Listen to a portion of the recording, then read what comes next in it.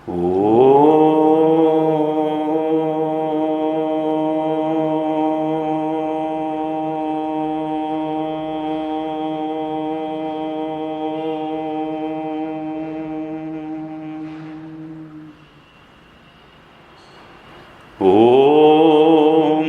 सहना भवतु सहनौ भुनक्तु सह वीर्यं करवावहै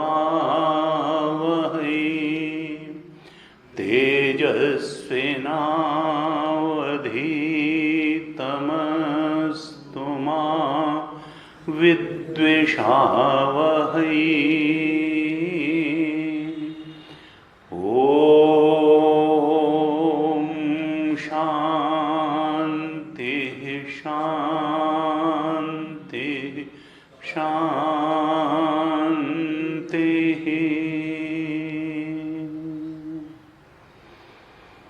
सदाशिवसमारम्भां शङ्कराचार्यमध्यमाम्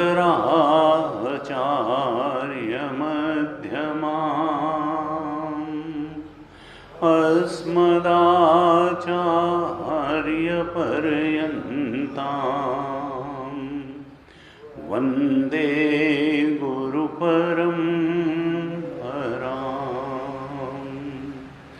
अज्ञानतिमिरान्धस्य ज्ञानाञ्जनशलाकया चक्षुरुन्मीलितं येन तस्मै श्री गुरवे नमः। तस्मै श्री गुरवे नमः।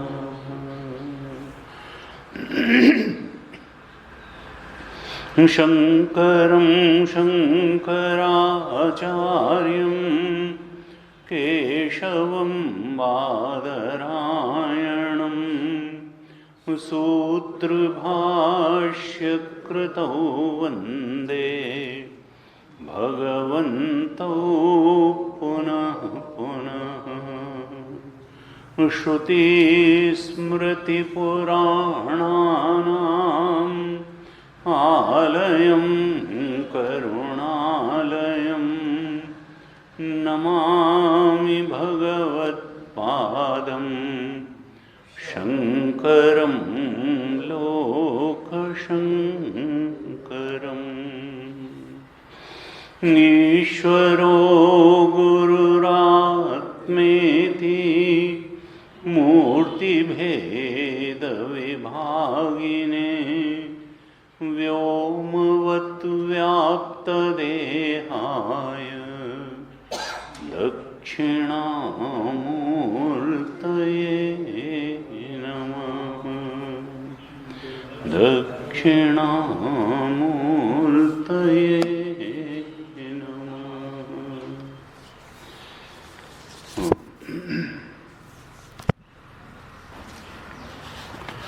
ब्रह्मसूत्र के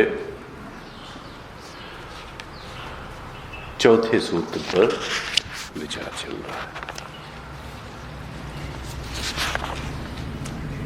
चौथा सूत्र तत्व समन्वयात्। एक पूर्व पक्ष के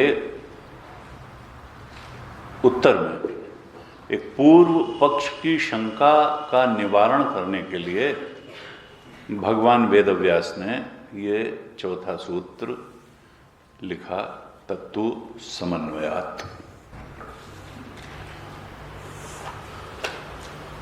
वह जो ब्रह्म है तद ब्रह्म, किन लक्षणों वाला ब्रह्म? जन्माद्यस्य यथा शास्त्र योनित्वात्। जो शास्त्र प्रमाण से जाना जाने वाला है, वेदांत प्रमाण से ही जिसका ज्ञान होता है और किसी प्रमाण से जिसका ज्ञान नहीं हो सकता है, ऐसा जो ब्रह्म है जो इस जगत की उत्पत्ति, स्थिति और भंग का कारण है। जन्माद्यस्य यतः शास्त्र योनित्वात्, शास्त्र द्वारा ही जो जाना जा सकता है, जगत की उत्पत्ति, स्थिति, प्रलय का जो अधिष्ठान है, उसका जो कारण है, और जिस ब्रह्म की जिज्ञासा के लिए ये ब्रह्मसूत्र, जिसको जानने के लिए ये ब्रह्मसूत्र प्रयासरत है। एक पूर्व पक्ष ने कहा कि वो जो ब्रह्म है, जो अज्ञान के निवारण द्वारा जिसका बोध प्राप्त किया जा सकता है, जो हमारा स्वरूप ही है, और जिसके अन्यथा दर्शन के कारण वही ब्रह्म हमको जीवत्व के रूप में प्रतीत हो रहा है, जिसके अन्यथा दर्शन से वही ब्रह्म जगत के रूप में प्रतीत हो रहा है, और वही मायोपाधिक ब्रह्म या ईश्वर के रूप में भी प्रतीत हो रहा है। वास्तव में सत्ता तो एक ही है, ब्रह्म तत्व की, आत्म तत्व की, चेतन तत्व की, लेकिन वही जीव जगत और ईश्वर तीन रूपों में उपाधियों से उपहित होकर के वही शुद्ध चेतन इन तीन रूपों में भाषित हो। जीवों की अनेकता, जगत की अनेकता, और कर्म फलदाता और सृष्टि का रचयिता ईश्वर के रूप में उसी एक ब्रह्म तत्व का प्रकटीकरण होता है, अनुभव में आता है वही एक ब्रह्म तत्व, लेकिन वो बदल करके कुछ हो नहीं जाता। ये जीव जगत और मायोपाधिक ब्रह्म के रूप में जो उसकी प्रतीतियां हैं, जो उसका अनुभव में आना है, तो ब्रह्मसूत्र और वेदांत क्या कहता है, ये मिथ्या प्रतीतियां हैं। असल में जीवत्व की कोई वास्तविक सत्ता नहीं है, जगत के भेदों की भी कोई वास्तविक सत्ता नहीं है, और माया की भी कोई वास्तविक सत्ता नहीं है। तत्व तो एक है, और वो उसको आत्म तत्व कहें, ब्रह्म तत्व कहें, परमात्म तत्व कहें, तत्व तो एक ही है। और उसी को पहचानने से सारे अनर्थों की निवृत्ति है, सारे अध्यास की निवृत्ति है, और उसी के ज्ञान से जो मूल क्लेश है पंच क्लेशों में, अविद्या, उसकी निवृत्ति है। क्योंकि योग दर्शन में 5 क्लेश बताए, अविद्या, अस्मिता, राग, द्वेष, अभिनिवेश, जिनमें मूल क्लेश तो अविद्या ही है। अज्ञान मूल क्लेश है। किसका अज्ञान? आत्मा के सच्चे स्वरूप का अज्ञान, आत्मा के ब्रह्मत्व का अज्ञान, उस दृष्टा तत्व के ब्रह्मत्व का अज्ञान, साक्षी के ब्रह्मत्व का अज्ञान, यही सारे अनर्थों का कारण है। और अज्ञान का उल्टा केवल और केवल ज्ञान है। कर्म से अज्ञान का नाश नहीं होता, उपासना से भी अज्ञान का नाश नहीं होता। न कर्म अज्ञान विरोधी है, न उपासना अज्ञान विरोधी है। अज्ञान का विरोधी तो ज्ञानी ही होता है। पूर्व पक्ष ने कहा कि सारा का सारा वेद क्रिया पर्यवसायी है, वो वेद के मंत्र व्यर्थ हैं जो मनुष्य को कहीं लगाते न हो और कहीं से हटाते न हो, यानी विधि निषेध परक न हो। ऐसे वेद के मंत्रों का कोई उपयोग नहीं है, क्योंकि वही ज्ञान सार्थक होता है जो अनुपयोगी को जीवन से हटाए और उपयोगी को जीवन में लाए, जो जीवन में सुख लाए और दुख को हटाए, वही ज्ञान तो सार्थक होगा। और ऐसा ज्ञान कुछ क्रिया में लगाएगा, विधि और निषेध में लगाएगा, इसलिए वही वेद सार्थक है जो क्रिया पर्यवसायी है। ये केवल ज्ञान के स्वरूप का निर्वचन, केवल आत्मा के स्वरूप का शंसन कर देने वाला वेद तो हमारी समझ में नहीं आता है। ये ऐसा वेद हो नहीं सकता। अगर इस तरीके के वेदांत वाक्य हैं भी जिनको कहा जाए कि ये क्रिया पर्यवसायी नहीं हैं, तो या तो देखो उनको कर्म क्रिया विधि के अंग के रूप में उनको मानना पड़ेगा, या उपासना विधि के अंग के रूप में उनको मानना पड़ेगा, या क्रिया या उपासना के स्तुति के अर्थों में उनको मानना पड़ेगा, या यजमान के स्वरूप को विश्लेषण करने वाला मानना पड़ेगा, या देवता के स्वरूप को बताने वाला मानना पड़ेगा। लेकिन स्वतंत्र रूप से ये वेदांत वाक्य कोई ऐसा ज्ञान करा देंगे जिससे अज्ञान की निवृत्ति होकर के सारे अनर्थ की निवृत्ति हो जाएगी और इसका सीधे कोई बहुत बड़ा फल मिल जाएगा। पूर्व पक्षी जैमिनी ऋषि धर्म मीमांसा मानने वाले कहते हैं कि हम इसको नहीं मानेंगे। आमनायस्य क्रियार्थत्वात्, हम तो यही मानते हैं कि सारा का सारा वेद क्रियार्थक ही है, विधि निषेध परक ही है, प्रवृत्ति निवृत्ति वाला ही है। उसका उद्देश्य मनुष्य को कहीं लगाना और कहीं से हटाना ही है। आमनायस्य क्रियार्थत्वात्, वो तो क्रिया पर्यवसायी है। हमने चौथे सूत्र पर चर्चा की। पूर्व पक्ष ने 5-6 ऐसे तर्क दिए थे कि देखो सारा का सारा वेद क्रिया पर्यवसायी है, और भाष्यकार ने उन सब का निराकरण कर दिया, सबका उत्तर दे दिया कि देखो हे उपादेय न होने से ऐसा नहीं है कि ज्ञान का कोई अर्थ नहीं होता है।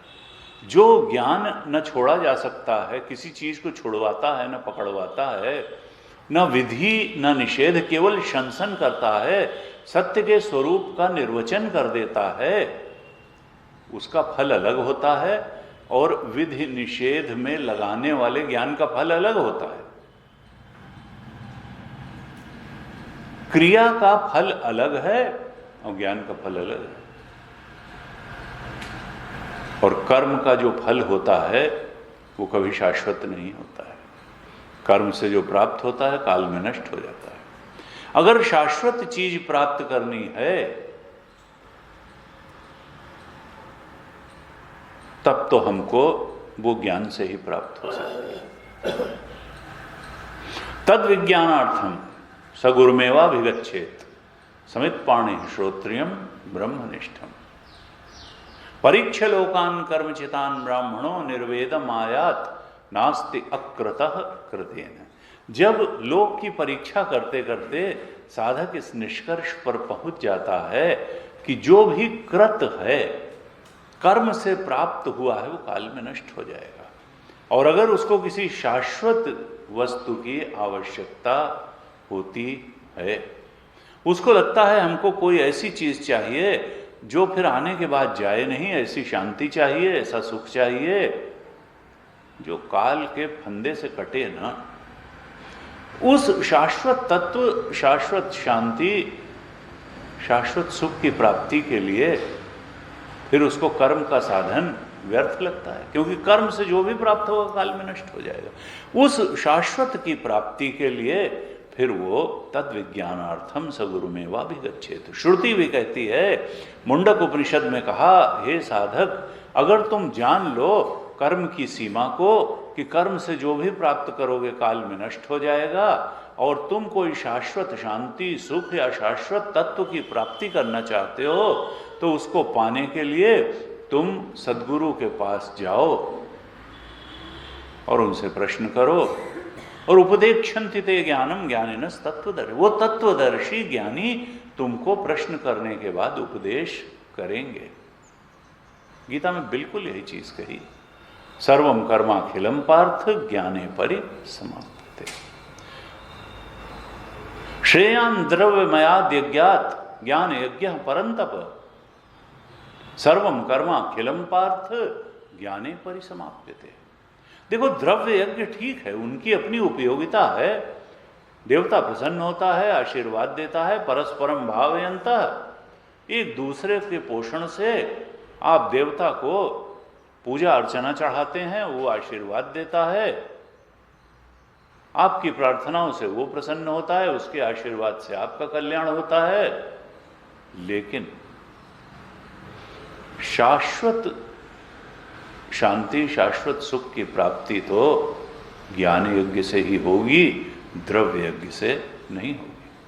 श्रेयान द्रव्यमयाद यज्ञ ज्ञान यज्ञ परंतप, गीता में भगवान ने बहुत स्पष्ट रूप से कहा कि ये द्रव्यमय यज्ञ से ज्ञान यज्ञ बहुत श्रेष्ठ है। क्यों? क्योंकि सर्वम कर्माखिलम पार्थ ज्ञाने परिसमाप्यते। ये कर्म जो है वो कोई शाश्वत चीज तुमको नहीं देगा, वो ब्रह्मबोध नहीं देगा, कर्म वो तत्व ज्ञान नहीं देगा, वो शाश्वत शांति और सुख नहीं दे सकता, वो ज्ञान से ही मिलेगा। सर्वम कर्माखिलम पार्थ ज्ञान, इसलिए सारे कर्मों की समाप्ति ज्ञान में हो जाती है। और वो ज्ञान किससे मिलेगा? कहा ज्ञान तो ज्ञानी से ही मिल सकता है, इसलिए तुमको ज्ञानी गुरु के पास जाना ही पड़ेगा। तद्विद्धि प्रणिपातेन परिप्रश्नेन सेवया उपदेक्षन्ति ते ज्ञानम ज्ञानिन तत्वदर्शिना। वो तत्वदर्शी तुमको उस ज्ञान का उपदेश करेंगे जिससे सर्व अनर्थ की निवृत्ति हो जाती है, जिससे अध्यास की निवृत्ति हो जाती है, जिससे अधिष्ठान ब्रह्म तत्व का ज्ञान हो जाता है, जिससे तुमको तुम्हारे आनंद स्वरूप का ज्ञान हो जाता है। ये ज्ञात्वा न पुनर्मोहम एवं यास्यसि पांडव, जिसको जानने के बाद हे अर्जुन फिर किसी प्रकार का कोई शंका, कोई संशय रह ही नहीं जाता है कि हमारा स्वरूप क्या है, जगत का स्वरूप क्या है, ईश्वर का स्वरूप क्या है, साधना का मार्ग क्या है, क्या पाना है, क्या छोड़ना है, किसी बात के बारे में कोई संशय नहीं रह जाता है। आईने की तरह सारी चीजें साफ हो जाती हैं। यज् ज्ञात्वा न पुनर्मोहम, अभी तुम इस संशय में पड़े हो कि क्या करें और क्या न करें। उधर चाचा मामा ताऊ भीष्म पितामह द्रोणाचार्य खड़े हैं, बाण चलाएं कि न चलाएं, क्या करें, जंगल में जाके जप करके जिंदगी काटते हैं। यज् ज्ञात्वा न पुनर्मोहम एवं यास्यसि पांडव येन भूतानि अशेषेण द्रक्ष्यसि आत्मनि अथो मयि। अरे तुम तो अपनी आत्मा में सब कुछ को देखोगे और सब कुछ में अपनी आत्मा को देखोगे, असल में आत्मा ही रह जाएगा, सब कुछ तो उस पर सुपर इम्पोजिशन हो जाएगा, प्रतीति मात्र विवर्त मात्र हो जाएगा। तो ब्रह्मसूत्र का ये चौथा सूत्र जैमिनी प्रतिपादित धर्म मीमांसा, जिसमें उन्होंने कहा आमनायस्य क्रियार्थत्वात्, सारा वेद क्रिया परिवसायी है, उसके उत्तर में ये लिखा गया तत्व समन्वयत्। हे धर्मशास्त्र को ही अंतिम बात मानने वालों, देखो ब्रह्म विद्या उससे आगे की बात है, कर्म मीमांसा से आगे की बात है ज्ञान मीमांसा, और उपासना से भी आगे की बात है ज्ञान मीमांसा। क्योंकि ये दोनों ही अद्वैत में रह के ही किए जाते हैं, द्वैत में रह के ही किए जाते हैं। कर्म जब करना है तो कर्ता का होना आवश्यक है, क्रिया का भी होना आवश्यक है, कर्म क्षेत्र का भी होना आवश्यक है, और वस्तुएं जिनके साथ क्रिया की जाएगा, प्राणी पदार्थ परिस्थिति, उनका होना भी आवश्यक है। इसलिए जितना भी कर्म होता है वो द्वैत में रह के ही होता है, और जितनी उपासना होती है वो भी द्वैत में ही रह के होती है। क्योंकि उपासना में दो चीजें तो होनी ही चाहिए, एक है उपासक और एक है उपास्य। उसके अलावा उपासना की विधि, उपासना की सामग्री, बहुत सारी चीजें चाहिए। तो उपासना भी अनेकता में रह के ही की जाती है, अद्वैत में न कोई कर्म संभव है न उपाय, कर्म की हो ही स्वरूप ही चीन्हे, तुलसीदास जी ने कहा। वंश की राह द्विज अनहित कीन्हे, और कर्म की हो ही स्वरूप ही चिन्हे।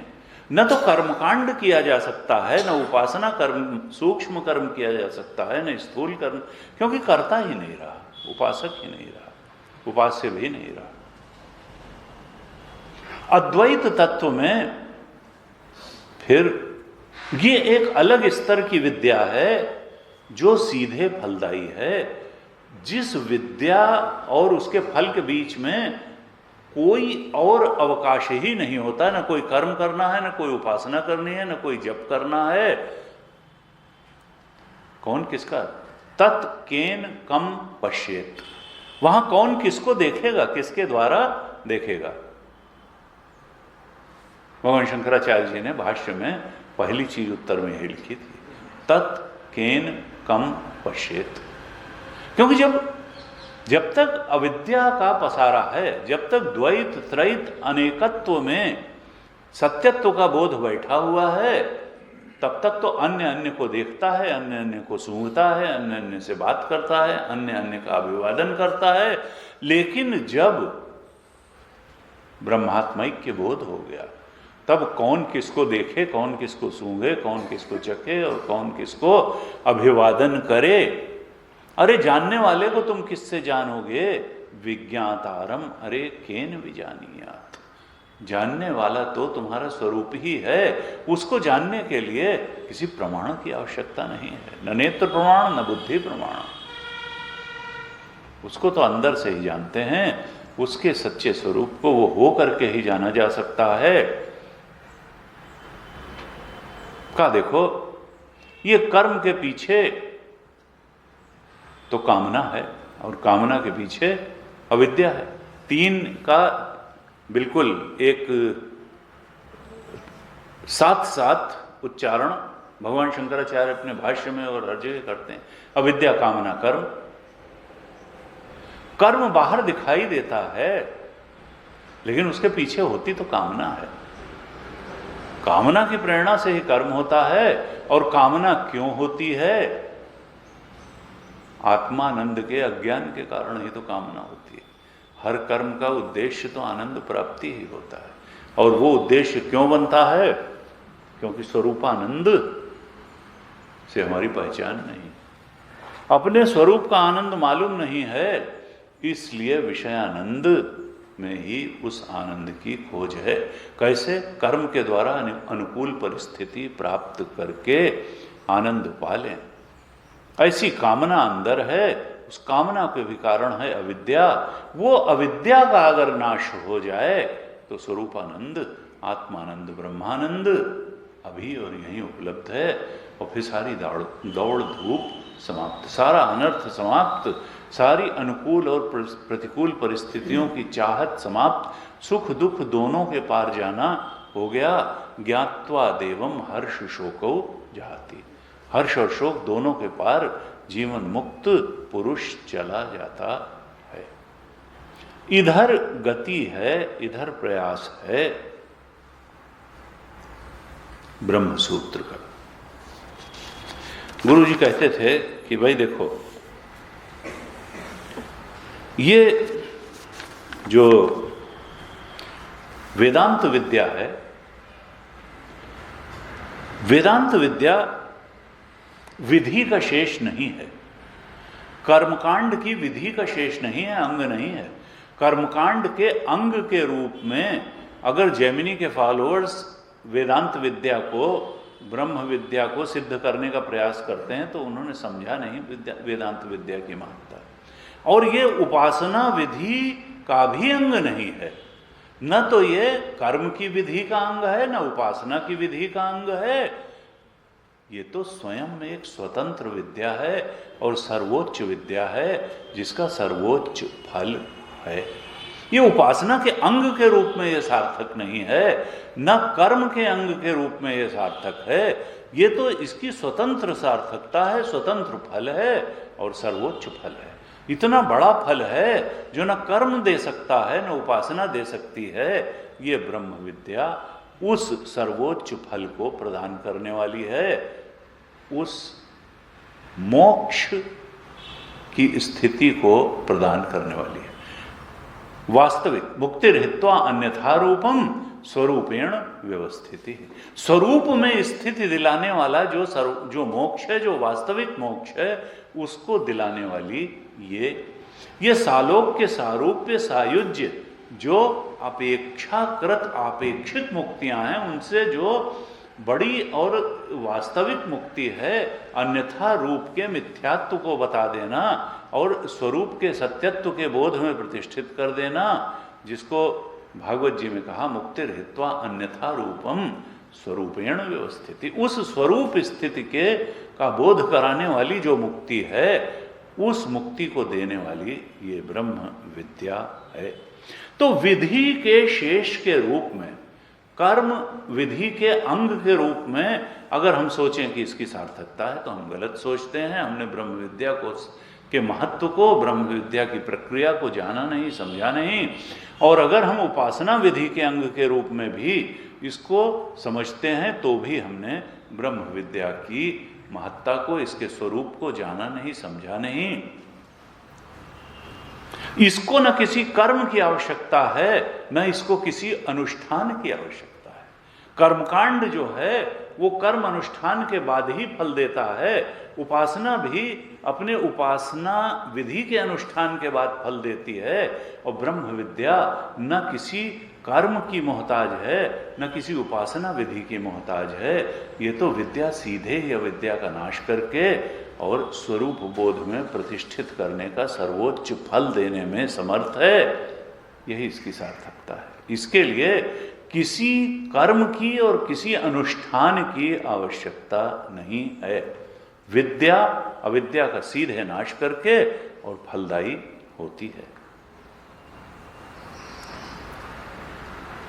वेदांत कहता है, वेदांत किसी साधन को नकारता भी नहीं है। वो ये अवश्य कहता है कि तुम कहीं से भी शुरू करो, तुम गंगा स्नान और तीर्थ यात्रा से भी शुरू करो, तो अंत में तुमको ब्रह्म विद्या के माध्यम से ब्रह्मबोध तक पहुंचना होगा। मुक्ति तभी होगी, बात तभी पूरी होगी। उसके पहले की साधनाएं, सहायक साधनाएं हैं, वो तुम्हें उस अंतिम स्थिति ब्रह्मबोध तक नहीं पहुंचाएंगे, अज्ञान का नाश नहीं करेंगे। न कर्म अज्ञान का नाश करेगा, स्वरूप के अज्ञान का नाश करेगा, न उपासना स्वरूप के अज्ञान का नाश करेगी, न गंगा स्नान स्वरूप के अज्ञान का नाश करेगा, न तीर्थ यात्रा स्वरूप के अज्ञान का नाश करेगी, न किसी संत का आशीर्वाद स्वरूप के अज्ञान का नाश करेगा।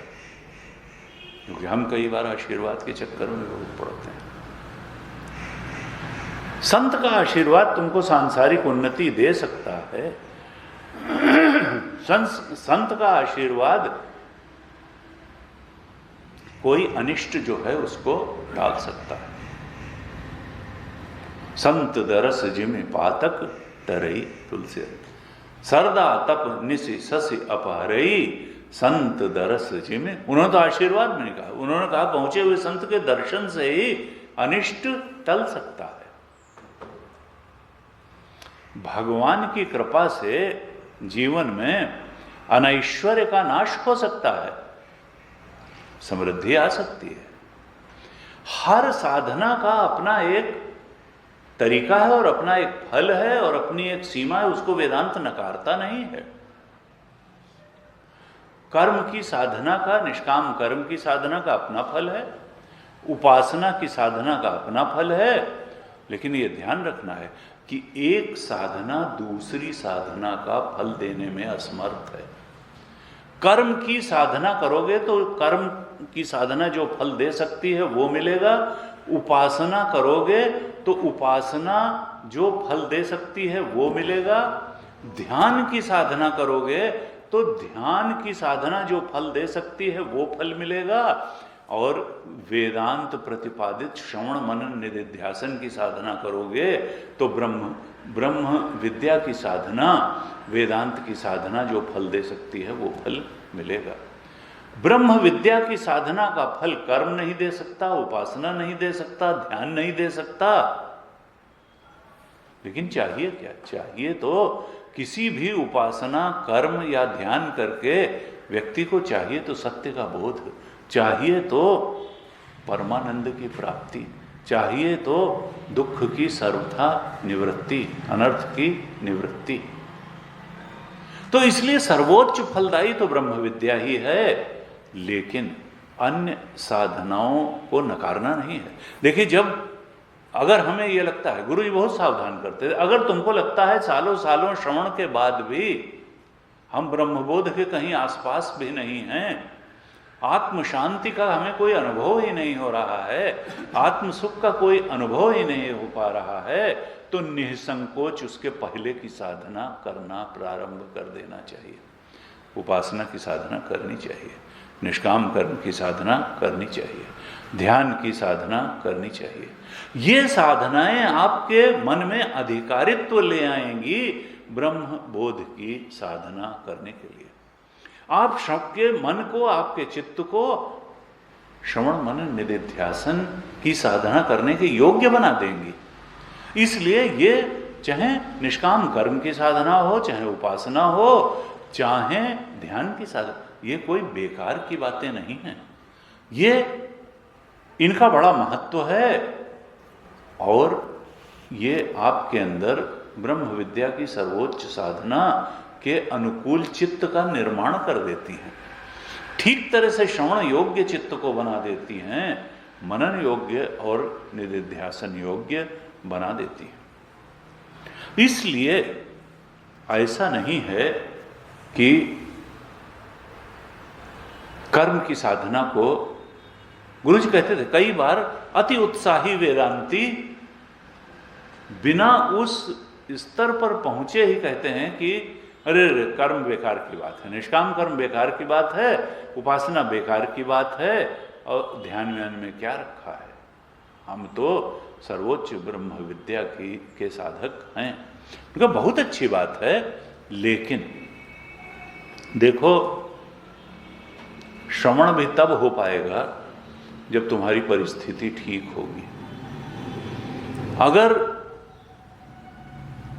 घर की परिस्थिति ठीक है नहीं तो फिर मन भटकेगा, श्रवण ठीक से होने नहीं देगा, मनन होने नहीं देगा, निधिध्यासन होने नहीं देगा। और परिस्थिति ठीक करने का एक ही उपाय है, वो है कर्म।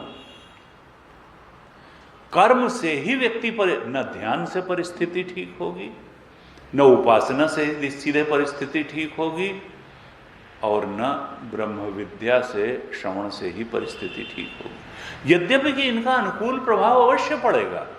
अगर आप ध्यान, इसलिए लकीर मार करके अलग भी नहीं किया, अगर आप ध्यान करेंगे मन शांत होगा, विषय निरपेक्ष सुख की आपको अनुभूति होगी ध्यान की साधना में, तो मन शांत मन से आप कर्म ज्यादा अच्छा कर सकेंगे। अगर उपासना से चित्त एकाग्र होगा, जीवन में निर्भयता आएगी, एक ऐसा सहारा आप अनुभव करेंगे जो सबसे ज्यादा शक्तिशाली है, ईश्वर का सहारा। किसी मरणशील मनुष्य की जगह सर्वज्ञ और सर्वशक्तिमान और सर्वव्यापक ईश्वर का सहारा जब आप महसूस करेंगे तो निश्चित रूप से आपकी कर्म की क्षमता बढ़ जाएगी। इसलिए उपासना भी कहीं ना कहीं कर्म में सहायक होगी, ध्यान भी सहायक होगा। और जब श्रवण करेंगे कि क्यों परेशान हो, अरे ये कोई रियल एग्जिस्टेंस थोड़ा है इस वर्ल्ड का, कहाँ आसक्त पड़े हुए हो, तब फिर कर्म करेंगे तो बहुत आसक्त होके नहीं करेंगे, बहुत फल ओरिएंटेड होके नहीं करेंगे। भाई ठीक है, फल तो आएगा ही जब कर्म कर रहे हैं। कर्मण्येव अधिकारस्ते मां फलेषु कदाचन मां कर्म फल हेतु माते संगोस्तु कर्मणि। जब गीता का उपदेश सुनेंगे तो निष्काम भाव से कर्म भी कर लेंगे, अत्यंत फलासक्त होकर के कर्म नहीं करेंगे, फल की चिंता से के बोझ से अपनी मन और बुद्धि को लाद करके कर्म नहीं करेंगे, अच्छा कर्म कर पाएंगे। लेकिन यह भी तय है कि आपने ध्यान भी किया और उपासना भी किया और श्रवण भी किया और कर्म नहीं किया तो परिस्थिति ठीक नहीं होगी। परिस्थिति को ठीक करना है तो कर्म तो करना ही पड़ेगा, क्योंकि ये तय है कि परिस्थिति सुधार कर्म से ही होता। कर्म की साधना का एक निश्चित फल है परिस्थिति सुधार, और अगर हमको जीवन में अपनी परिस्थिति सुधारनी है तो कर्म करना पड़ेगा। हमने उपासना के बारे में भी चर्चा करी। गुरु जी कहते थे कि देखो, कई बार लोग सोचते हैं कि हमें हमारे अधिकारित्व के अनुकूल कर्म नहीं मिला, इसलिए हम कर्म करेंगे ही नहीं। हमारे एक परिचित थे, तो ठीक ठीक थे पढ़ने में, उन्होंने LLB कर लिया, क्योंकि ये होता था कि उस समय, अब तो लॉ में भी एडमिशन मुश्किल से मिलता है, उस समय लोग ये होता था कि हॉस्टल में रहना है भाई, कुछ जो है वो नहीं रहा है, 3 साल और रह लेंगे, तो BA के बाद लॉ ज्वाइन कर लिया, एडमिशन सभी को मिल जाता था। और जैसे कि राग दरबारी में उन्होंने लिखा कि हर बुद्धिमान की तरह से एक MA के बाद उन्होंने PhD में दाखिला ले लिया, किसी भी सामान्य मूर्ख की तरीके से रंगनाथ ने MA के बाद PhD में दाखिला ले लिया, क्योंकि PhD में दाखिला सबको मिल जाता है। किसी भी सामान्य मूर्ख की तरह MA करने के बाद उन्होंने PhD में दाखिला ले लिया, लेकिन किसी भी सामान्य बुद्धि के मनुष्य के पोस्ट ग्रेजुएट की तरह वो जानते थे कि PhD करने के लिए रोज विश्वविद्यालय जाना अनिवार्य नहीं है, इसलिए वो मामा के यहाँ हेल्थ बनाने के लिए उनके गांव चले गए। इसी प्रकार से PhD तब यह होता था कि भाई BA के बाद अपना LLB ज्वाइन कर लिया, और सब लोग जानते हैं कि LLB करने के लिए रोज विश्वविद्यालय जाना अनिवार्य नहीं है, मेडिजी वगैरह पढ़ के 1 आध महीने पहले, 15 दिन पहले लॉ हो जाता है। तो इस स्कीम में लोग लॉ किया करते थे। तो उन्होंने, हमारे जो परिचित थे, उन्होंने BA के बाद लॉ भी कर लिया। अब लॉ के बाद भी उनको, ये हम इसलिए बता रहे हैं, गुरु जी कहते थे कि कई बार व्यक्ति इसलिए कर्म नहीं करता कि उसको उसके स्तर का कर्म, क्योंकि वो कई बार अपना स्तर अपने अधिकारित्व से बहुत आगे का मान लेता है और इसलिए वो कुछ नहीं करता है। तो उन्होंने क्या किया कि लॉ कर लिया, और उसके बाद में फिर उनकी कहीं नौकरी नहीं मिली, कंपटीशन में वो मेहनत नहीं कर सकते थे, कंपटीशन में कहीं आए नहीं। तब उन्होंने कहा क्या करें, तब उन्होंने LLM ज्वाइन कर लिया, और फिर वो LLM भी हो गए, और फिर भी उनकी नौकरी नहीं। फिर जो है उन्होंने, उनके कुछ रिश्तेदार बड़े इन्फ्लुएंशियल थे, तो किसी प्राइवेट कंपनी में लॉ एडवाइज़र वगैरह, उनको बहुत 45 साल की जब उनकी उम्र हो गई तब लगा। अब वो कहते थे कि भाई हम जो है, किसी ने कहा कि भाई आप करो, कुछ करो, कोचिंग बहुत थी, कोचिंग में पढ़ाओ, कोचिंग में तो कोई ऐसा, उन्होंने कहा ना हम कोचिंग में पढ़ाएंगे नहीं, कोचिंग हमको खुलवा दो तो हम कोचिंग के डायरेक्टर बन सकते हैं, लेकिन हम कोचिंग में पढ़ाएंगे नहीं, वो हमारे लिए इन्फीरियर जॉब है। कोचिंग में पढ़ाना हमारे लिए इन्फीरियर जॉब है, हमको कोचिंग खुलवाओ तो हम उसके डायरेक्टर के रूप में काम करेंगे। तो गुरु जी कहते थे कि देखो, जरूरी नहीं है कि हर व्यक्ति को उसके अधिकार के अनुसार कर्म मिल ही जाए, लेकिन जो भी कर्म आपको मिला है उसको आप पूरे प्राणपण से, पूरी अपनी सामर्थ्य का उपयोग करते हुए अगर करेंगे तो फिर आपको ऊपर का और आगे का कर्म भी मिलता चला जाएगा। पहले दिन ही अगर आप चाहेंगे कि सबसे अच्छा और ऊंचा मिले तो हो सकता है ना मिले, और अगर आप इस नाते कि हमारे अधिकारित्व का कर्म हमको नहीं मिला है, कामचोरी करेंगे, प्रमाद करेंगे, तो कामचोरी और प्रमाद करने वाला आगे नहीं बढ़ता है। जो भी कर्म मिला है उसको ठीक तरह से पूरी अपने जोश, उत्साह और समर्पण के साथ करना चाहिए। गुरु जी कहते थे कि भाई चाहे लौकिक स्वामी हो या पारलौकिक स्वामी हो, चाहे अर्थली बॉस हो या जो हमारे सुपर बॉस ईश्वर हैं वो हो, केनोपनिषद में कहा गया कि स्वामी के मन में हमारे कर्मों का संस्कार बनता रहता है। हमने क्या कर्म किया? हमने प्रभु को प्रसन्न करने वाला कर्म किया या प्रभु को ऐसा कर्म किया जिससे प्रभु प्रसन्न न हो? या थोड़ा मुंह ही दूसरी तरफ कर लें। स्वामी के मन में हमारे कर्मों का संस्कार बनता रहता है, चाहे वो सृष्टि का स्वामी हो या लौकिक स्वामी हो। इसलिए हमेशा अपने काम को अच्छे ढंग से ही करना चाहिए। वो जीवन में प्रगति का रास्ता है, वो परिस्थिति सुधार का रास्ता है।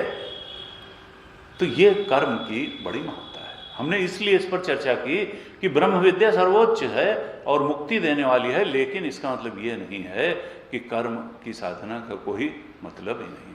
अब दूसरी आई उपासना की साधना। गुरु जी कहते थे कि जीवन में हर एक को आश्रय की आवश्यकता होती है, क्योंकि कोई भी व्यक्ति कहने को बहुत है कि हम जो है इंडिपेंडेंट हैं, इंडिपेंडेंट हैं, इंडिपेंडेंट हैं। ऐसी भी स्थिति आती है, न शरीर काम देता है, न धन काम देता है, न आप जहां जहां से आशा लगाए बैठे हैं कोई काम नहीं आता है। तो आपको एक ऐसा आश्रय चाहिए जो खुद हिलने वाला न हो, जो बहुत सामर्थ्यवान हो, शक्तिशाली हो। कहा ऐसा आश्रय परमात्मा है, ऐसा आश्रय ईश्वर है। जब हम उपासना करके उस परमात्मा ईश्वर का आश्रय लेते हैं तो जीवन में उसका फल क्या होता है? जैसे परिस्थिति सुधार कर्म से ही हो सकता है, ऐसे ही उपासना का ईश्वर का आश्रय लेने से जीवन में निर्भयता आती है। जीवन में पूर्ण निर्भयता लाने का ईश्वर का आश्रय लेने के अलावा कोई उपाय नहीं है। ईश्वर का आश्रय उपासना के माध्यम से, ईश्वर का आश्रय लेने से जीवन में निर्भयता आती है। और केनोपनिषद में एक चीज और कही कि अनैश्वर्य की भी निवृत्ति होती है। हम कई बार दीनहीन अपने को अनुभव करते हैं ना, ऐसा नहीं अनुभव करेंगे। अनैश्वर्य की निवृत्ति होगी, निर्भयता आएगी, अनैश्वर्य की निवृत्ति हो जाएगी। और इसका साधन क्या है? इसका साधन है भक्ति। इसका साधन है ईश्वर के चरणों में समर्पण, ईश्वर प्रणिधान। निर्भयता कर्म से नहीं आएगी, निर्भयता ध्यान से भी नहीं आएगी। गुरु जी कहते, क्योंकि ये क्या होते हैं कि चाहे कर्म हो या ध्यान हो, ये हमारा ही आश्रय लेकर के किए जाते हैं। हम अपना ही आश्रय लेकर के कर्म करते हैं और अपना ही आश्रय लेकर के ध्यान करते हैं, और हमारा आश्रय तो कोई बहुत सशक्त का आश्रय नहीं है। ईश्वर का आश्रय जब मिलता है तो जीवन में निर्भयता आती है। इसलिए अगर निर्भयता लानी है तो देखो, ध्यान और कर्म ये तो हम पे ही आश्रित हैं, इनसे निर्भयता नहीं आएगी। यहां परिस्थिति सुधार कर्म से होगी। और अगर अभ्यास दोष से उत्पन्न विक्षेप जीवन में बहुत हैं, कई बार गलत आदतों के कारण मन में बहुत विक्षेप आते हैं। अभ्यास दोष कभी हुआ, जन्म जन्मांतर से अभ्यास दोष हो सकता है, इस जीवन का हो सकता है, तो और उसके कारण मन में तमाम विक्षेप आ सकते हैं, चंचलता आ सकती है। और विक्षेप हमेशा मानसिक रूप से उद्विग्नता, चिंता, परेशानी का कारण होता है। तो अभ्यास दोष की निवृत्ति ध्यान से हो जाएगी। जब हम ध्यान करेंगे तो अभ्यास दोष से जो विक्षेप मन में आते हैं उनकी निवृत्ति हो जाएगी। उसका साधन ध्यान है। तो और लेकिन अगर जीवन में जो विक्षेप है, उद्विग्नता है, परेशानी है, वो परिस्थिति के निमित्त से है, अभ्यासगत दोष के निमित्त से नहीं है, तो वो ध्यान से नहीं जाएगी। उसके लिए कर्म ही करना पड़ेगा। परिस्थितिगत निमित्त से अगर विक्षेप है तो उस परिस्थितिगत निमित्त से उत्पन्न विक्षेप की निवृत्ति तो कर्म से ही जाएगी। अभ्यासगत दोष से उत्पन्न विक्षेप की निवृत्ति ध्यान से हो जाएगी, और निर्भयता की प्राप्ति ईश्वर प्रणिधान से हो जाएगी। तो इसलिए तीनों ही साधनाओं का अपना महत्व है। कर्म से परिस्थिति सुधार हो जाएगा, ध्यान से अभ्यासगत विक्षेप की निवृत्ति हो जाएगी, उपासना से ईश्वर के चरणों में समर्पित होने से निर्भयता आएगी, अनैश्वर्य की निवृत्ति होगी। और यह सब शास्त्र में कहा, ईशावास्य उपनिषद में कहा, अविद्या मृत्युम तीर्थवा विद्या अमृतम अश्नुते। अविद्या मृत्युम तीर्थवा, अविद्या का अर्थ वहां पर क्या है? अविद्या का अर्थ है कर्म। कर्म करने से जो मृत्यु, प्राकृत स्वभाव रूप मृत्यु है, उसकी निवृत्ति हो जाती है। अविद्या मृत्युम तीर्थवा। हम एक ही ढर्रे पे कर्म करते चले जाते हैं। जब हम निष्काम कर्म प्रारंभ करते हैं तो हमारे कर्म में वैल्यू आने लगती है। जो प्राकृत स्वभाव से प्रेरित कर्म होता है उसमें निखार आना शुरू होता है, कर्म में गुणवत्ता बढ़ जाती है। तो ये मानो मृत्यु है प्राकृत स्वभाव कि उसी तरह से जिए चले जाना, स्वभाव में परिवर्तन आता है अगर हम निष्काम कर्म करते हैं। अविद्या मृत्युम तीर्थवा। और विद्या अमृतम अश्नुते। विद्या का अर्थ क्या है? उपासना। निष्काम कर्म से प्राकृत स्वभाव रूपी मृत्यु के पार चला जाता है और उपासना से अनैश्वर्य की निवृत्ति होती है और उसमें निर्भयता और आत्मविश्वास, अनाचरण, दुराचरण, इस सब की अनैश्वर्य, सब की निवृत्ति रूप अमृत की प्राप्ति हो जाती है। अविद्या मृत्युम तीर्थवा विद्या अमृतम। अविद्या से मृत्यु के पार जाता है, प्राकृत स्वभाव रूप मृत्यु के पार जाता है और विद्या अमृतम अश्नुते। उपासना से अनैश्वर्य रूप जो बाधा थी उसके पार चला जाता है और अमृत की प्राप्ति होती है। अब जो योग, अब देखिए ध्यान में भी असल में एक ऐसा शब्द है ध्यान जिसका कोई एक अर्थ नहीं है। गुरु जी कहते थे देखो धर्म का ध्यान अलग, धर्म और कर्म अलग अलग नहीं है। धर्म हमेशा क्रियात्मक ही होता है, धर्म मानसिक नहीं होता है। जब तक आप कुछ करेंगे नहीं तब तक आप धार्मिक नहीं कहलाएंगे। धर्म हमेशा कर्म में उतरने के बाद ही उसको धर्म कहते हैं। केवल ज्ञान हो जाए पूजा विधि का तो आप धार्मिक नहीं होंगे, उस ज्ञान के बाद आपको पूजा करनी भी पड़ेगी। धर्म हमेशा क्रियात्मक होता है। तो धर्म का ध्यान अलग है और योग का ध्यान अलग है और उपासना का ध्यान अलग है और वेदांत का ध्यान अलग है। अब इनमें थोड़ा थोड़ा सा अंतर है, इसको समझ लेना चाहिए। जो धर्म का ध्यान है या कर्म का ध्यान है उसमें क्या है कि धर्म के ध्यान में एक विचार चाहिए। वहां वृत्ति का निरोध से नहीं चलेगा। धर्म के ध्यान में क्या करना है और क्या नहीं करना है इसका हमेशा ध्यान रखना, यह धर्म का ध्यान है। करणीय का विचार बना रहे, यह धर्म का ध्यान है।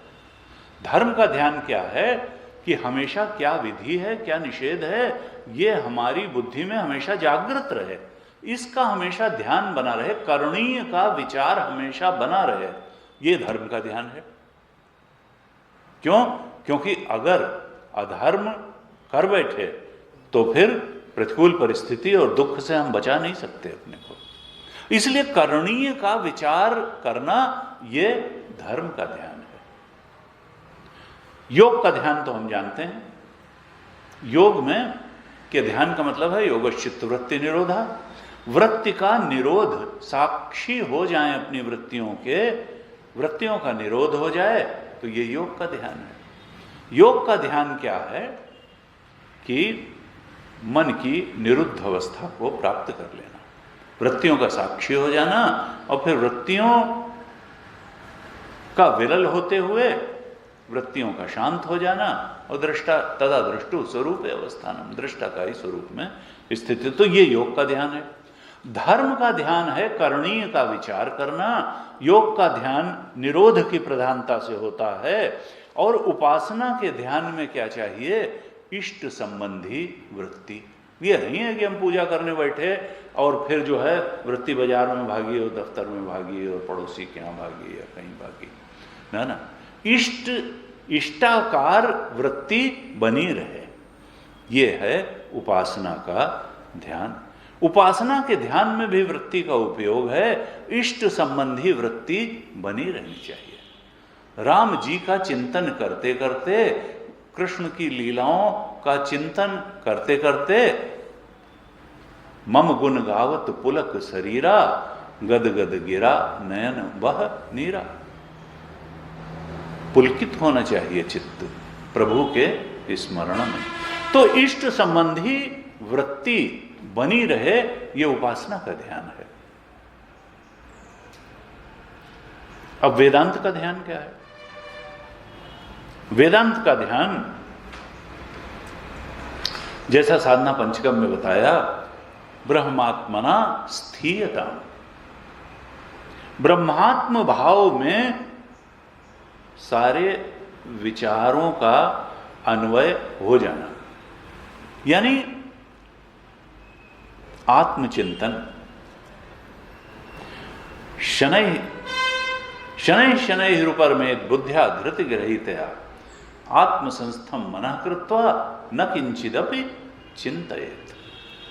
यतो यतो निश्चरति मनश्चंचलम अस्थिरम ततः ततः नियम्येतत् आत्मनि एव वशम नयेत्। यानी आत्मा के सच्चे स्वरूप के चिंतन में ही वृत्ति का निवेश कर देना। इसका टेक्निकल शब्द है निदिध्यासन, और उसकी परिभाषा क्या है? सजातीय वृत्ति प्रवाह। यहां वृत्ति का निरोध नहीं है, जैसे उपासना में वृत्ति का निरोध नहीं है, उपासना के ध्यान में वृत्ति का निरोध नहीं है, कर्म के धर्म के ध्यान में भी वृत्ति का निरोध नहीं है, ऐसे ही वेदांत के ध्यान में भी वृत्ति का निरोध नहीं है, बल्कि इन तीनों ध्यान में वृत्ति का उपयोग है। धर्म के ध्यान में करणीय का विचार करके वृत्ति का उपयोग है, उपासना के ध्यान में इष्टाकार वृत्ति बना करके वृत्ति का उपयोग है, और वेदांत के ध्यान या निदिध्यासन में आत्माकार, आत्मा के सच्चे स्वरूप के चिंतन के बारे में लगातार वृत्ति बनी रहे, सजातीय वृत्ति प्रवाह बना रहे, ये वेदांत का ध्यान है। और योग का ध्यान क्या है? वहां तो योगचित्त वृत्ति निरोध है। जो भी वृत्ति आती है आए, रहती है रहे, जाती है जाए, हम तो साक्षी बन करके उसके दृष्टा बन करके बैठे हैं। इस तरह तीनों के ध्यान में थोड़ा थोड़ा अंतर है, और उनका प्रभाव और फल भी अलग अलग है, उनकी प्रक्रिया अलग है। इन चारों के ध्यान की प्रक्रिया अलग है, चारों के ध्यान का लक्ष्य भी अलग है, और चारों के ध्यान का फल भी अलग अलग है। इसलिए एक साधना दूसरे साधना का फल नहीं दे सकती है। हमको अगर वो फल चाहिए तो वही साधना करनी पड़ेगी। इसलिए वेदांत किसी साधना को नकारता नहीं है, लेकिन ये जरूर बताता है कि देखो, अगर तुमको धर्म की साधना करनी है तो उसका भी पर्यवसान ब्रह्म विद्या में होना चाहिए। उपासना की साधना करनी है तो भी उसका पर्यवसान ब्रह्म विद्या में होना चाहिए। ध्यान की साधना करनी है तो भी उसका पर्यवसान ब्रह्म विद्या में होना चाहिए, क्योंकि सारी साधनाओं का अंतिम लक्ष्य ब्रह्मबोध में पर्यवसान ही है। आत्मानंद में का अनुभव करा देना सारी साधनाओं का लक्ष्य यही है। तो कहा, देखो वेदांत क्या कहता है कि सुने हुए और गुने हुए, श्रुत और मत, अर्थात वह सत्य जिसका तुमने गुरुमुख से श्रवण कर लिया, उस ब्रह्म तत्व का, जिसके स्वरूप का श्रवण किया और मनन किया। तो श्रवण और मनन के बाद फिर आता है मेडिटेशन, ध्यान, निधिध्यासन। वेदांत का जो ध्यान निधिध्यासन है वो सुने हुए और गुने हुए पर होता है। श्रवण और मनन के बाद फिर आती है स्थिति निधिध्यासन की। तो ये बात तो तय है कि भाष्यकार ने कहा कि देखो, ये जो ब्रह्म विद्या है इसको न तुम कर्म के अंग के रूप में ले सकते हो, न उपासना के अंग के रूप में ले सकते हो। ब्रह्म विद्या जो है बिल्कुल एक अलग विद्या है, जो सर्वोच्च फल ब्रह्म ज्ञान देने में समर्थ है। कर्म कोई शाश्वत फल दे नहीं सकता है। उपासना से, उपासना रूपी सूक्ष्म कर्म से अदृष्ट की उत्पत्ति होती है, लेकिन वो अदृष्ट तुमको स्वर्ग की उन्नत लोकों की प्राप्ति करा सकता है, ब्रह्मलोक की भी हो सकता है, लेकिन वो आत्मबोध नहीं करा सकता। मोक्ष रूप फल अगर चाहिए तो फिर वो उसके लिए तो ब्रह्म बोध ही चाहिए, और उसके लिए ब्रह्म विद्या ही चाहिए, और तद्विद्धि प्रणव, उसके लिए तो तद विज्ञानार्थम सगुरु में वाविगच्छेत, उसके लिए तो गुरुमुख से श्रवण मनन करना ही पड़ेगा। ऐसे बताया। तो ये चर्चा इसीलिए करी, और गुरु जी बार बार करते थे कि ब्रह्म विद्या बहुत बड़ी चीज है, ब्रह्मबोध कराने में, मुक्ति देने में समर्थ है, सच्ची और सर्वोच्च मुक्ति देने में समर्थ है। लेकिन इसका मतलब ये नहीं है कि कर्म की साधना का साधक के जीवन में कोई महत्व नहीं है, उपासना की साधना का महत्व नहीं है, या ध्यान की साधना का महत्व नहीं है। हमने कल चर्चा की थी, पूर्व पक्ष, कर्म संबंधी जो पूर्व पक्ष थे उनका उत्तर भगवान शंकराचार्य ने दे दिया था। पेज 67 तक हमने ये चर्चा पूरी कर ली थी। और फिर अब उपासना के संबंध में पूर्व पक्षी क्या क्या पूर्व पक्ष उठाता है, क्या क्या शंकाएं उठाता है, और फिर उनका भाष्यकार क्या क्या उत्तर देते हैं, इस पर चर्चा चल रही थी। हमने एक या दो पूर्व पक्षों की चर्चा कल की थी। आज पहले इसका पाठ कर लेते हैं और उसके बाद में फिर चर्चा करें। अगर कागज ना हो किसी के पास तो यहाँ से ले सकते हैं। तो मैं थोड़ा पाठ करते हैं, आप दोहराइए। अत्रा परे प्रत्यवतिष्ठते से पाठ करेंगे, पेज 67 की तीसरी लाइन से। अत्रा परे प्रत्यवतिष्ठन्ते यद्यपि शास्त्र प्रमाणकं ब्रह्म तथापि प्रतिपत्ति विधि विषयता एव शास्त्रेण ब्रह्म समर्प्यते यथा यूप आहवनीय आदीनि अलौकिकानि अपि विधिशेषतया शास्त्रेण समर्प्यन्ते तद्वत् कुत एतत् प्रवृत्ति निवृत्ति प्रयोजनत्वात्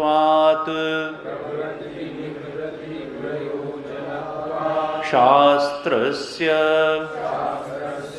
तथा हि शास्त्र तात्पर्यविदम् आहुः दृष्टो हि तस्यार्थः कर्मावबोधनम् इति चोदना इति क्रियायाः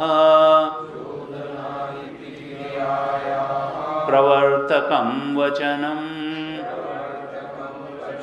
तस्य ज्ञानमुपदेशः तद्भूतानां क्रियार्थेन समाम्नायः आम्नायस्य क्रियार्थत्वात् आनर्थक्यम् अतदर्थानाम् इति च अतः पुरुषं क्वचित् विषय विशेषे प्रवर्तयत् कुतश्चित् विषय विशेषात् निवर्तयत् चार्थ च अर्थवत् शास्त्रं तत्शेषतया च अन्यत् उपयुक्तं तत्सामान्यात् वेदान्तानाम् अपि तथा एव अर्थवत्त्वं स्यात् सती च विधिपरत्वे यथा स्वर्गादिकामस्य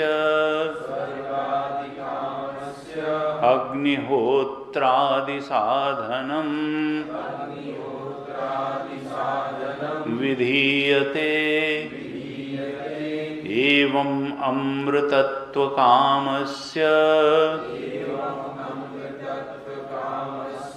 ब्रह्मज्ञानं विधीयते इति उक्तं ननु इह जिज्ञास्य वैलक्षण्यम् उक्तं कर्मकाण्डे भव्यो धर्मो जिज्ञास्य इह तु भूत नित्यनिवृत्तं ब्रह्म जिज्ञासमिति तत्र धर्म ज्ञान फलात् अनुष्ठान अपेक्षात् विलक्षणं ब्रह्म ज्ञान फलम् भवितुम् अर्हति न अर्हति एवं भवितुम् कार्यविधि प्रयुक्तस्य एव ब्रह्मणः प्रतिपाद्यमानत्वात् आत्मा वा अरे द्रष्टव्यः इति य आत्मा अपहत पाप्मा सो अन्वेष्टव्यः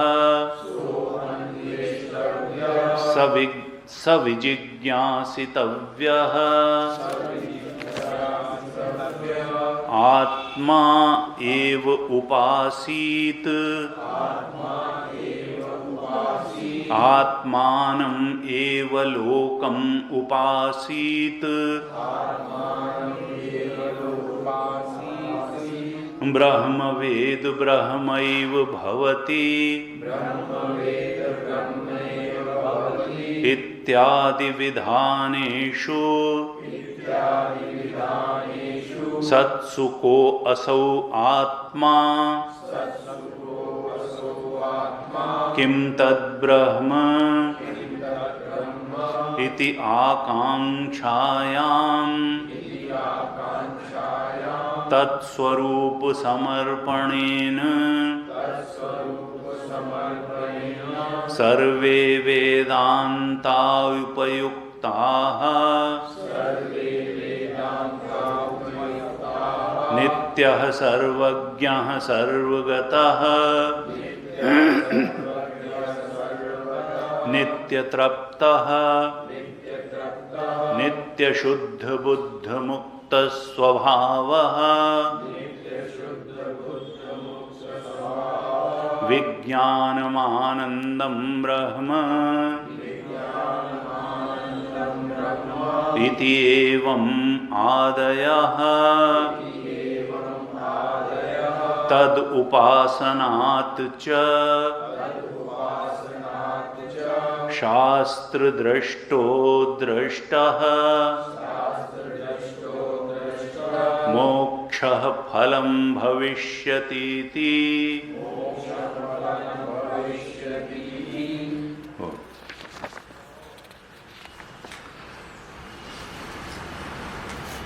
पूर्व पक्ष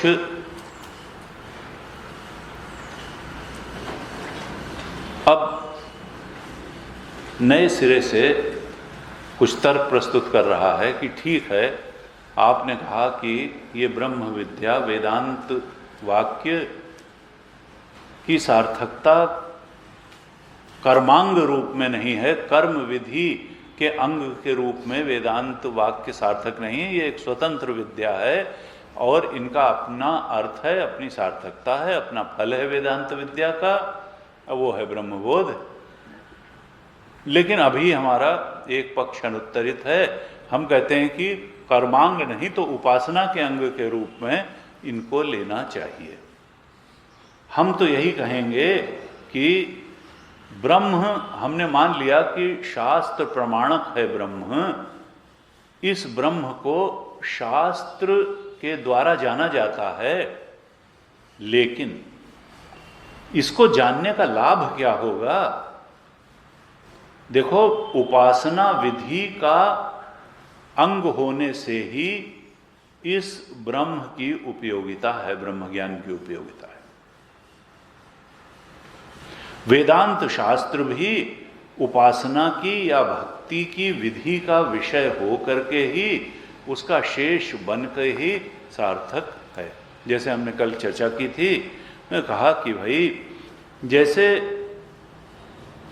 कुछ तो उपासना करने के सीधे सीधे मंत्र होते हैं, इन मंत्रों को पढ़ करके देवता की उपासना की जाएगी, लेकिन फिर जो अन्य बातें होती हैं, यज्ञ की वेदी कैसे बनानी है, उसका यूप अर्थात यज्ञ स्तंभ कैसे बनाना है, आह्वनीय यज्ञ कैसे प्रज्वलित करनी है, उसी लकड़ी को अलौकिकता संस्कारित करके, अलौकिकता प्रदान करके यज्ञ पशु जिसमें बांधा जाता है, ऐसा यूप या यज्ञ स्तंभ कैसे अष्टकोण उसको छील करके बनाया जाता है, तो वो सब उपासना विधि के अंग के रूप में ये भी जो श्रुतियां हैं जो उस यज्ञ स्तंभ को कैसे बनाया जाए ये बताती हैं, तो वो उपासना विधि के अंग के रूप में सार्थक हैं।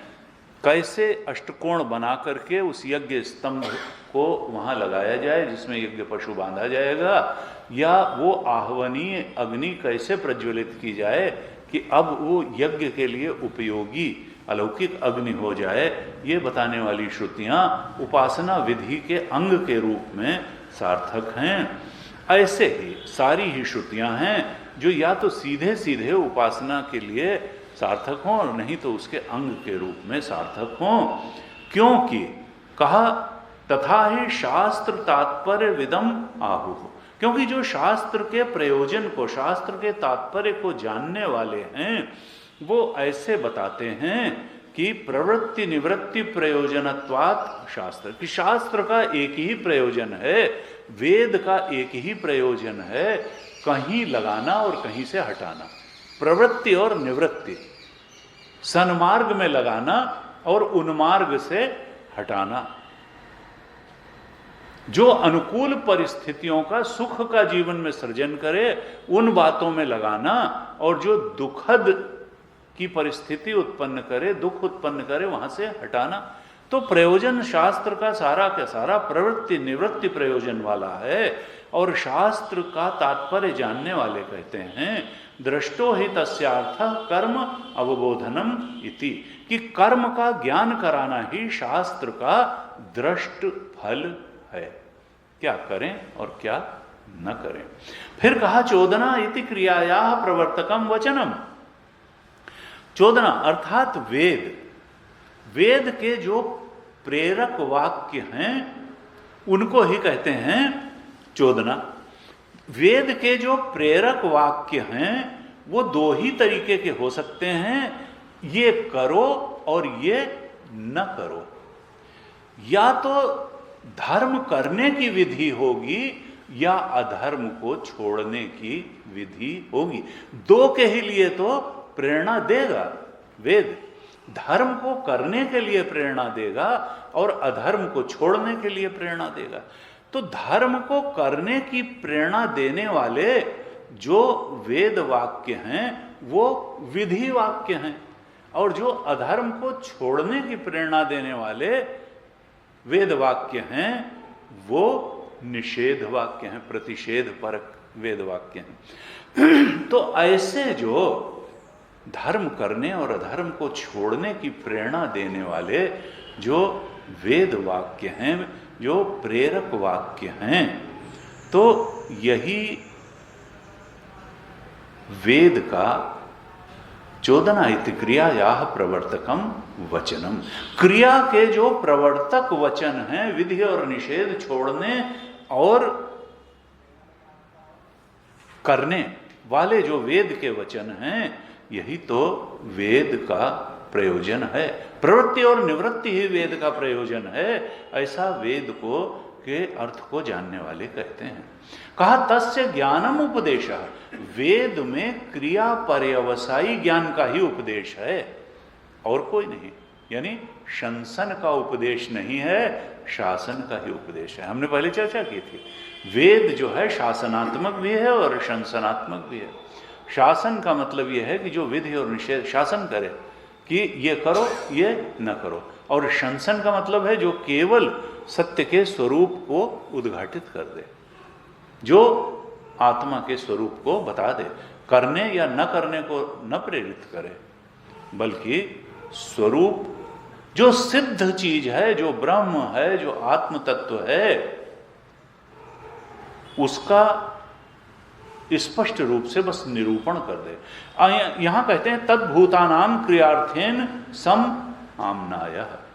वेद में जो तुम कहते हो, जैमिनी सूत्र में कहा कि हे वेदांती, तुम जो कहते हो कि वेद में ब्रह्म बोध परक जो ऋचाएं हैं, असल में उनका भी जब तक क्रिया में समन्वय नहीं होगा तो फिर हम तो उनको निरर्थक ही मानेंगे। आमनायस्य क्रियार्थत्वात् अनर्थक्यम अतदर्थानाम। अगर उनका क्रिया में विनिवेश नहीं होता है तो हमारी दृष्टि में वेद के जो ब्रह्मबोधक वाक्य हैं, सिद्ध वस्तु के प्रतिपादक वाक्य हैं, शंसन करने वाले वाक्य हैं, वो बेकार हैं। अनर्थक्यम अतदर्थानाम, वो अनर्थक हैं। कहा इसलिए शास्त्र का एक ही उद्देश्य है, अतः पुरुष क्वचिद विषय विशेषे प्रवर्तयत कुतश्चित विषय विशेषात निवर्तयेत च अर्थवत शास्त्रम। इसलिए देखो भाई, शास्त्र जो है उसका एक ही उद्देश्य है कि एक विषय विशेष में किसी भी साधक को प्रवृत्त करना और किसी एक विषय विशेष से उसको निवृत्त करना। जब वो किसी विषय में प्रवृत्त करता है और कहीं से निवृत्त करता है, तभी वेद या शास्त्र सार्थक होता है और इस तरह से तद शेषतया च अन्यत उपयुक्तम। जो तुम्हारे ये जो वेदांत के वाक्य हैं ये इसी तरह से प्रवृत्ति या निवृत्ति में सहायक हो करके ही उपयोगी होंगे, सीधे सीधे शंसन के कारण उपयोगी नहीं होंगे। तत्सामान्यात् वेदांता नाम अपि तथा एव अर्थवत्वम स्यात्। कहा तभी सार्थक होते हैं ये जो क्रियार्थक वाक्य हैं, उनके साथ ही तुम्हारी जब वेदांत वाक्यों की समानता बन जाती है तो वो भी उसी प्रकार से सार्थक हो जाते हैं जैसे क्रियार्थक वाक्य सार्थक हैं। अब एक दृष्टांत देते हैं पूर्व पक्षी कि अगर सती च विधि परत्वे यथा स्वर्गादि कामस्य अग्निहोत्रादि साधनम विधीयते एवं अमृतत्व कामस्य ब्रह्म ज्ञानम विधीयते इति युक्तम। कहते हैं कि देखो भाई, जैसे एक स्वर्ग कामी व्यक्ति है, उसको स्वर्ग की कामना है कि हम मरने के बाद स्वर्ग जाएं, हम नरक में न जाएं, हम किसी ऐसे लोक में न जाएं जहां हमको कष्ट भोगना पड़े। तो जो स्वर्ग की कामना रखने वाला मनुष्य है, पुरुष है, उसको वेद अग्निहोत्र का साधन बताता है कि भाई तुम यज्ञ करो, अग्निहोत्र करो, तो तुम्हारी स्वर्ग की कामना पूरी हो जाएगी। स्वर्ग कामी के लिए वेद अग्निहोत्र का साधन बताता है। देखो ऐसे ही अमृतत्व कामी के लिए वही वेद ब्रह्मज्ञान का साधन बताता है। अर्थात क्या है, ये कहाँ पे ला रहा है बात को कि देखो जैसे यानी कामना पूरी करने का साधन जैसे अग्निहोत्र है, वैसे ही एक दूसरी कामना पूरी करने का साधन ब्रह्मज्ञान है। यानी उपासना के ही एक बेहतर लेवल पे ब्रह्मज्ञान को बताने की कोशिश कर रहा है। ये नहीं कि ये कोई स्वतंत्र है और इससे जो है ब्रह्मबोध से जो है ज्ञान का नाश हो करके और आत्मा के स्वरूप का ज्ञान हो जाएगा, न। देखो वहां पर कहा कि अगर स्वर्ग कामी है तो उसका साधन है अग्निहोत्र करना और उसके लिए यज्ञ करना, फिर यूप बनाना, लकड़ी, और फिर गाड़ना, वाहवनी, अग्नि लाना, इस तरह की जो है। और यहाँ अगर अमृतत्व कामी है, उसको उससे ऊंची स्थिति चाहिए, उसको ब्रह्मलोक चाहिए, उसको अमृतत्व चाहिए, तो फिर उसके लिए क्या उपासना बनेगी? उसके लिए ब्रह्मज्ञान की उपासना बनेगी। इसने ब्रह्मज्ञान को भी उपासना का एक तरीका बता दिया, उसके लिए ब्रह्मज्ञान की उपासना बनेगी। इसलिए वो क्या करे बताना चाह रहा है कि देखो शास्त्र विधि के अनुसार जैसे स्वर्ग कामी यूप आदि और आहवनी, अग्नि और समिधा डाल करके उपासना करता है, इसी तरीके से अमृतत्व कामी आत्मा या ब्रह्म की उपासना करता है और उससे एक अदृष्ट की उत्पत्ति होगी, अपूर्व की उत्पत्ति होगी, अर्थात एक विशेष प्रकार के पुण्य की उत्पत्ति होगी जो अदृष्ट भविष्य में मोक्ष रूपी फल देने में, अमृत फल देने में समर्थ हो जाएगा। इस तरह से क्या हुआ कि ये ब्रह्मज्ञान भी विधि शेष है, उपासना विधि का शेष है, और मोक्ष क्या हुआ वो भी भविष्य में हुआ, अभी और यहीं नहीं हुआ, जो कि आत्मोपासना रूप उपासना से भविष्य में मिलने वाला एक फल हुआ। क्योंकि धर्मशास्त्र का फल हमेशा भविष्य में होता है, भव्य होता है, और यहां तो कहते हैं कि अभी और यही अनुभव पर्यवसायी है। उस सब बात को ये नकारने की कोशिश कर रहा है। ये ब्रह्म विद्या से ब्रह्मबोध न करा करके आत्मोपासना और ब्रह्मोपासना के स्तर पर ला रहा है। अर्थात क्या कहता है कि जान लो, ब्रह्म का स्वरूप जान लो। अभी आगे बड़ा अच्छा बता भी देगा कि हाँ ब्रह्म का स्वरूप इसीलिए बताया, नित्य है, सर्वज्ञ है, सर्वगत है, नित्य तृप्त है। यह स्वरूप जान करके फिर क्या करो, ऐसे ब्रह्म की उपासना करो। एकांत में जाओ और ऐसे ब्रह्म की उपासना करो तो तुम अमृतत्व कामी को अमृतत्व रूपी मोक्ष की प्राप्ति हो जाएगी। लेकिन उसकी प्रक्रिया वही होगी कि अपूर्व बनेगा, अदृष्ट बनेगा और भविष्य में फल दे करके मोक्ष की प्राप्ति होगी। ये नहीं कि अभी और यही मोक्ष, इधर अविद्या नष्ट हुई और उधर आत्मा जो है उसने अपने को अनावृत किया, ये बात हम नहीं मानते हैं। हम उपासना के तरीके के रूप में ब्रह्म ज्ञान को, ब्रह्म विद्या को मानते हैं और वो मोक्ष फलदायी है ये भी मानते हैं, लेकिन उपासना के रूप में। ऐसे ये थोड़ा बताने की कोशिश कर रहा है पूर्व पक्षी। इसको अभी भगवान भाष्यकार बड़ा इलेबोरेट तरीके से आगे उत्तर देने वाले। आगे ओम पूर्णमदः पूर्णमिदं पूर्णात् पूर्णमुदच्यते पूर्णस्य पूर्णमादाय पूर्णमेवावशिष्यते। ओम शांति शांति शांति।